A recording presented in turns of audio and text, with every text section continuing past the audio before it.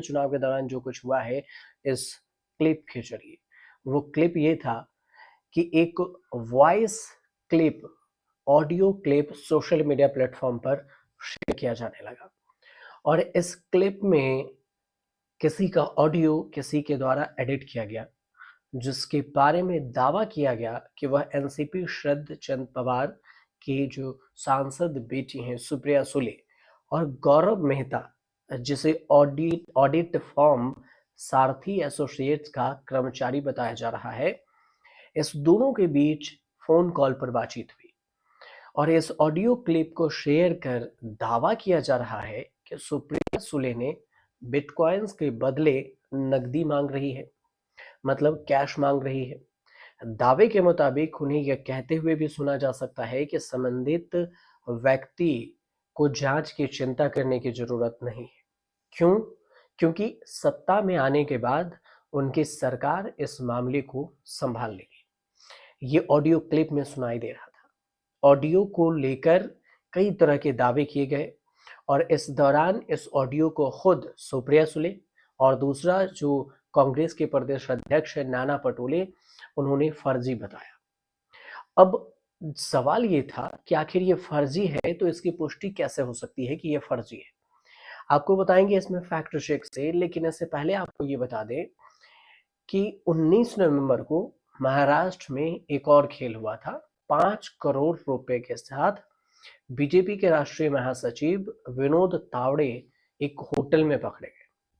अब उनको जब आरोप लगाइए कि वो पैसा लेकर गए हैं तो उन्होंने सफाई दी, लेकिन चुनाव आयोग तब तक एफआईआर दर्ज कर चुकी थी। उन्होंने कहा कि हम पैसे लेकर नहीं गए थे।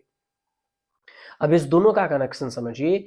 जैसे ही वहां पर वो हुआ उसके एक दिन बाद ही विनोद तावड़े ने इस ऑडियो क्लिप को भी शेयर किया और कहा कि ये सुप्रिया सुले और जो नाना पटोले हैं, इन दोनों के बीच का ये ऑडियो सुनिए और आपको इससे अंदाजा हो जाएगा कि किस तरह से वहां पर खेल हुआ।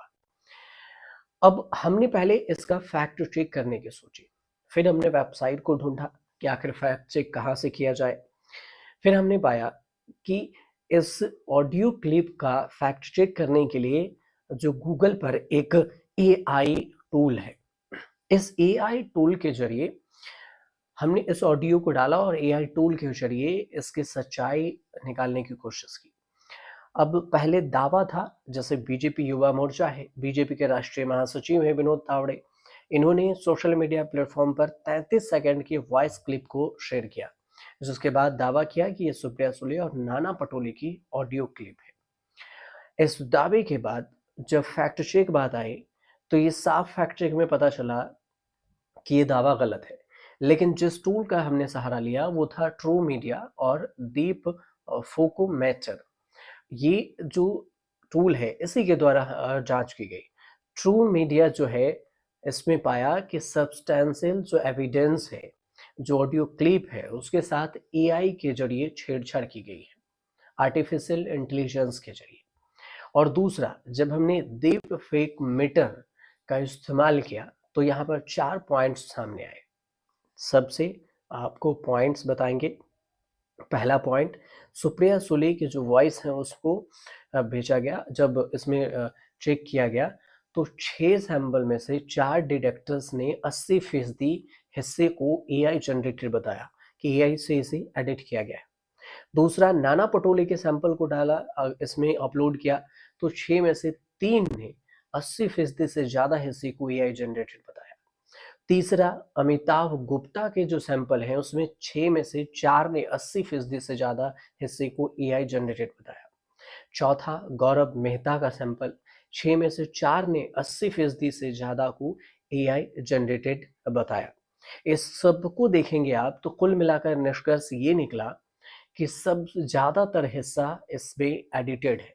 सुप्रिया सुले द्वारा जो बिटकॉइंस के बदले में कैश मांगने का ऑडियो वायरल हुआ था और क्लिप हुआ था, वो एआई से जनरेट किया गया है और इसी वायरल दावे को सच मानकर शेयर किया जा रहा है, जिसके चक्कर में बीजेपी के तमाम नेता फंस गए। आप समझ सकते हैं फंसने इसलिए शब्द कि बिना सोचे समझे, बिना जांच पड़ताल के उन्होंने भी शेयर कर दिया।